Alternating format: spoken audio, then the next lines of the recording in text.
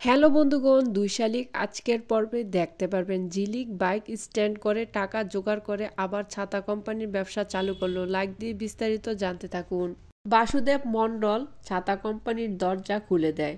পিয়ারকের লোকজন এসে সবগুলা ছাতা গাড়িতে করে নিয়ে যায়। তখন বাসুদেব মণ্ডল পিয়ারকের কাছে অনেক কান্না করে, আমার যদি নাতিটার এত অসুস্থ না হতো তাহলে আমি কোনোদিন এই ২ নম্বরই কাজটা করতাম না। পিয়ারকে বাসুদেব মণ্ডলকে বলে, সবাই ২ নম্বরই কাজ করে জীবনে উন্নত হতে পারে, তা না হলে পারে না। আমিও করেছি, তাই তুমিও করেছ, এটা নিয়ে তো আফসোসের কিছু নেই।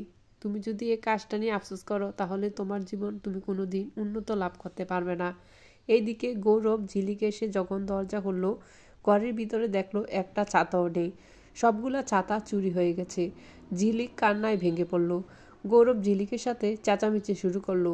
গৌরব ঝিলিককে বলে, ভদ্রমহিলার কাছ থেকে যদি ১০,০০০ টাকা অ্যাডভান্স রাখতে তাহলে দাসকে কিছু টাকা দিয়ে কাপড় কিনে আনা যেত।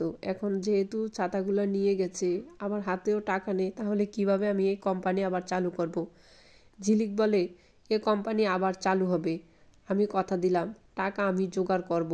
এইদিকে পল্টু চারানা গিয়ে প্রডিউসারের কাছে বলল, বাইক স্ট্যান্ড দিবে আমাদের ঝিলিক। ঝিলিকের নাম লিখে আনে। পল্টু চারানা দেবার কাছে এসে বলে, ঝিলিক ভাবির নাম লিখে দিয়ে এসেছি, সে বাইক স্ট্যান্ড দিবে, ওই স্ট্যান্ড করলে অনেক টাকা পাওয়া যাবে।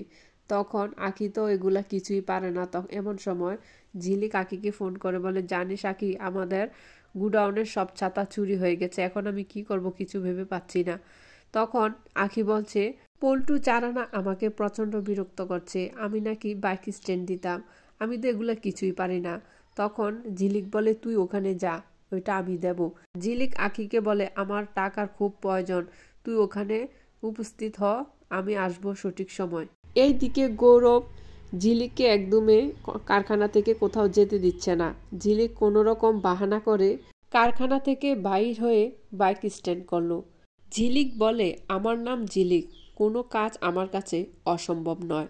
একদিনই কি ৫০০ ছাতা বানাতে পারবে ঝিলিক? অবশ্যই কমেন্টস করে বলবেন, আমার চ্যানেলটি সাবস্ক্রাইব করে রাখবেন।